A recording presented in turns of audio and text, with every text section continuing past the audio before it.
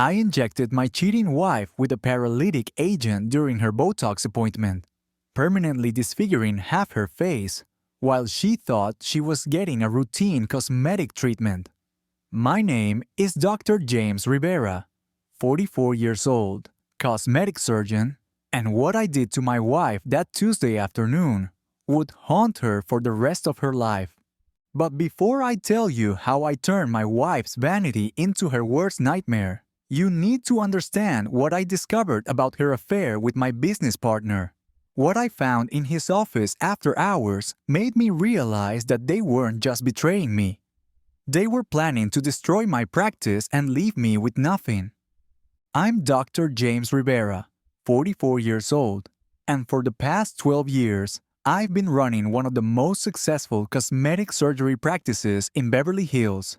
My clinic, Rivera Aesthetics, specializes in high-end procedures for Hollywood executives, entertainment industry professionals, and wealthy socialites who demand perfection and discretion. I met my wife, Elena, at a medical conference in Las Vegas back in 2015. She was working as a pharmaceutical sales representative for a company that manufactured dermal fillers and injectable treatments. I was presenting research on advanced facial reconstruction techniques. She approached me after my presentation, impressed by my work and asking intelligent questions about the future of cosmetic surgery. Elena was stunning, the kind of woman who turned heads when she walked into a room. She had long black hair, perfect bone structure, and skin that looked like it had never seen a blemish. She understood the aesthetics industry from the business side, knew the products, the procedures, the clientele. She was ambitious, driven, and she saw the potential in what we could build together. We were married within 18 months. Elena left her pharmaceutical job and became the business manager for my practice. She handled client relations, marketing, scheduling, and financial operations. She was brilliant at it. Our revenue doubled within 2 years of her joining the practice. But Elena's greatest asset was also her greatest weakness. She was absolutely obsessed with physical perfection. She came to me for procedures regularly. Botox every 3 months, dermal fillers twice a year, laser treatments, chemical peels, minor surgical touch-ups. She was my best advertisement and my most demanding patient. I should have seen the warning signs earlier. Elena had always been vain, but over the past year, her obsession with her appearance had intensified. She was scheduling procedures more frequently, asking for more aggressive treatments, constantly checking herself in mirrors, and taking selfies to analyze her face from different angles. The first sign of trouble came 6 months ago when I noticed changes in our practice's financial records. Elena handled all the bookkeeping and client billing, so I rarely looked at the detailed accounts. But during a routine review for tax preparation, I noticed some irregularities in our expense reports. There were payments to vendors I didn't recognize, consulting fees for services I couldn't identify, and equipment purchases that didn't match anything we'd actually bought for the clinic. When I asked Elena about these discrepancies, she brushed them off as administrative errors or necessary business expenses that she'd forgotten to mention. "You focus on the surgeries. I handle the business side," she said dismissively. "You don't need to worry about every little financial detail." But I was worried, especially when I realized that our profit margins had been declining despite increasing our client base and raising our prices. Money was going somewhere, and Elena's explanations weren't adding up. The second warning sign came 4 months ago when I started noticing changes in Elena's behavior patterns. She was staying late at the clinic more frequently, claiming she needed to catch up on paperwork or prepare for the next day's procedures. She'd also started scheduling evening appointments with clients, something we'd never done before. When I asked about these evening sessions, Elena explained that some of our high-profile clients preferred privacy and couldn't come during regular business hours. That made sense for celebrities and public figures. But when I checked our appointment books, I couldn't find records of these supposed evening procedures. Most concerning of all, Elena had become secretive about her own treatments. She used to discuss every procedure she wanted, asking my professional opinion and involving me in planning her cosmetic enhancements. Suddenly, she was scheduling her own appointments without consulting me, using treatment rooms when I wasn't in the clinic, and refusing to let me examine her results. "I want to surprise you," she'd say when I offered to check her healing progress or adjust her treatment plan. "Trust me, I know what I'm doing." 3 months ago, I decided to investigate more thoroughly. Using my access to the clinic's security system, I began reviewing footage from our cameras during the times when Elena claimed to be working late or seeing evening clients. What I found was disturbing but not yet conclusive. Elena was indeed at the clinic during these evening hours, but she wasn't alone. A man I didn't recognize was with her, someone who appeared comfortable in our medical facility, someone who knew where our equipment was stored and how our procedures worked. The security footage showed them in animated conversation, reviewing what looked like financial documents, and spending time in treatment rooms that should have been locked after hours. But the camera angles didn't give me a clear view of what they were actually doing, and the audio system wasn't sensitive enough to pick up their conversations. I needed more information before I could confront Elena about what I was seeing. 2 months ago, I got that information in the worst possible way. I'd been called away to an emergency consultation at Cedars-Sinai Hospital, where a patient was experiencing complications from a procedure that another surgeon had botched. These consultations were part of my professional responsibilities, but they usually meant several hours away from the clinic. I finished at the hospital earlier than expected and decided to return to the clinic to catch up on some paperwork. It was around 8 p.m., well after our normal closing time, but I saw lights on in the building and Elena's car in the parking lot. I used my key to enter through the back entrance, thinking I'd surprise Elena and maybe take her out to dinner. Instead, I heard voices coming from my private office. Elena's voice and a man's voice that I now recognized. It was Dr. Marcus Chen, my business partner and the other surgeon in our practice. Marcos and I had built Rivera Aesthetics together, splitting the ownership 60-40 with me holding the majority stake. Because I'd provided most of the initial capital, we'd been friends for 8 years, colleagues who trusted each other completely. I moved quietly down the hallway toward my office, staying in the shadows to avoid being seen. The door was partially open, and I could hear their conversation clearly. "The transition needs to happen soon," Marcus was saying. "We can't keep moving money out of the practice accounts without James noticing. He's already asking questions about the expense reports."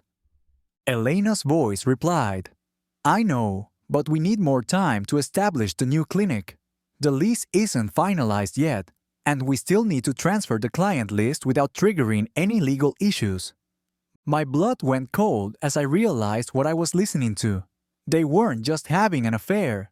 They were planning to steal my practice, my clients, and my life's work. "What about the non-compete agreements?" Marcus asked. "James made sure those were ironclad when we established the partnership. That's why we need to make this look like his fault," Elena replied. "If we can demonstrate that he's been unstable, unreliable, or professionally compromised, the non-compete clauses become unenforceable. I've been documenting everything. His mood swings, his drinking, his allegedly inappropriate behavior with female clients. I felt sick as I realized the scope of their betrayal. Elena hadn't just been cheating on me. She'd been building a case to destroy my professional reputation, creating false evidence of misconduct that could end my career permanently. The malpractice insurance fraud is working perfectly, Marcus continued. By inflating the claim values and splitting the settlements, we've already moved over $200,000 into offshore accounts. James signs everything I put in front of him without reading the details. They'd been committing insurance fraud using my name, my signature, my medical license. If this scheme was discovered, I wouldn't just lose my practice. I'd face criminal charges and lose my license to practice medicine anywhere. But the worst revelation was still coming. "What about the final phase?" Elena asked. "Are you sure you can make it look believable?" "Absolutely," Marcus replied. "A botched procedure, maybe some complications that suggest substance abuse or mental instability. The medical board will revoke his license immediately, and the malpractice lawsuits will bankrupt him. He'll be so busy fighting criminal charges that he won't be able to challenge our new practice." They were planning to frame me for a deliberately botched surgery, probably on one of our high-profile clients, creating a scandal that would destroy my reputation and eliminate me as competition. "And if he tries to expose us," Elena asked, "who's going to believe a disgraced surgeon with a criminal record and a history of mental health issues, especially when his own wife testifies about his erratic behavior and substance abuse problems?" Elena laughed, a cold, calculating sound I'd never heard from her before. "Perfect. James is so trusting, so focused on his surgical techniques. He never pays attention to the business side. By the time he realizes what's happening, we'll own everything and he'll have nothing." I'd heard enough. I backed away from the office quietly, left the clinic through the rear entrance and drove home in a state of shock. My wife and business partner had been systematically destroying my life for months, stealing my money, planning to ruin my reputation, and preparing to abandon me with nothing but criminal charges and bankruptcy. That night, I sat in my home office, staring at the walls covered with my medical degrees, surgical certifications, and awards for professional excellence. Everything I'd worked for, everything I'd built, everything that defined my identity as a person, they were planning to take it all away. But they'd made one critical mistake in their planning. They assumed I was naive, trusting, focused only on surgery, and unaware of business operations. They thought I would never discover their scheme until it was too late to stop them. They were wrong about that, just like they were wrong about so many other things. I began planning my response that night, and by morning I knew exactly what I was going to do to both of them. Elena's next Botox appointment was scheduled for the following Tuesday. She always came in during lunch hours when the clinic was quiet, preferring privacy for her treatments. Marcus would be in surgery that afternoon, performing a rhinoplasty on a client who demanded absolute discretion. Perfect timing for what I had in mind. Tuesday afternoon arrived with typical Beverly Hills sunshine, streaming through the windows of treatment room 3, where Elena was lying on the examination table with her eyes closed, completely relaxed and trusting as I prepared her injection sites. "The usual areas today?" I asked, maintaining my normal bedside manner while internally preparing for what would be Elena's final cosmetic procedure. "Yes, but I want you to be more aggressive this time," she replied without opening her eyes. "I've been noticing some deeper lines around my eyes, and I want them completely eliminated." I smiled as I filled the syringe, but not with Botox. Instead, I was preparing an injection of succinylcholine, a paralytic agent used in surgical procedures to relax muscles during intubation.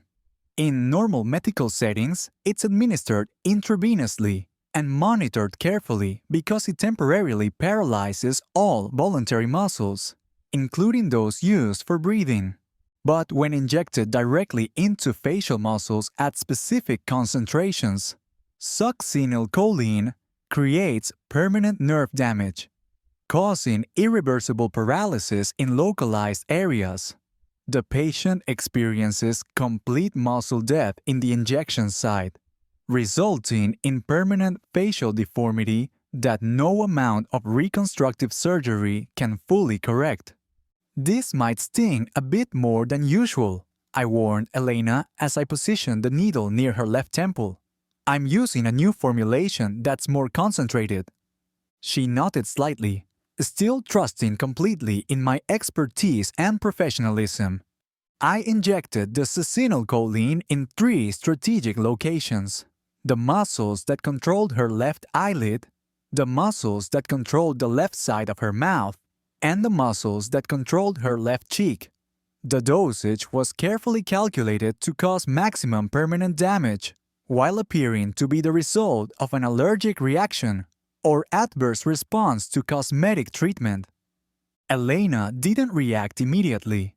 Succinylcholine takes several minutes to reach full effect, and the initial sensation mimics the normal temporary numbness that patients experience after Botox injections. How does that feel? I asked, maintaining my professional demeanor while internally counting down the minutes until the paralytic would begin its irreversible work. Fine, just the usual tingling, Elena replied, still completely unaware that her vanity was about to become her permanent disfigurement. I continued with the appointment as if nothing had happened, cleaning the injection sites, applying ice to reduce swelling, giving Elena the standard post-treatment instructions about avoiding exercise and lying flat for several hours. I'll see you in a few days to check your progress, I said as she prepared to leave. Call me immediately if you experience any unusual symptoms. She kissed me goodbye and left the clinic, planning to meet Marcus for what she thought would be another strategy session about destroying my life. The effects began manifesting within 6 hours. Elena called me around 9 p.m., panic evident in her voice. James, something's wrong with my face. The left side feels completely numb, and I can't control my eyelid properly. That's unusual, I replied with carefully practiced concern. Can you smile normally? There was a pause, then, no, I can't. The left side of my mouth won't move at all. What did you do to me? I gave you the same treatment you always receive, I lied smoothly. This sounds like an allergic reaction, or possibly an interaction with some medication you're taking. Are you taking any new prescriptions? By the time Elena arrived at the emergency room 3 hours later, the paralysis was complete and irreversible.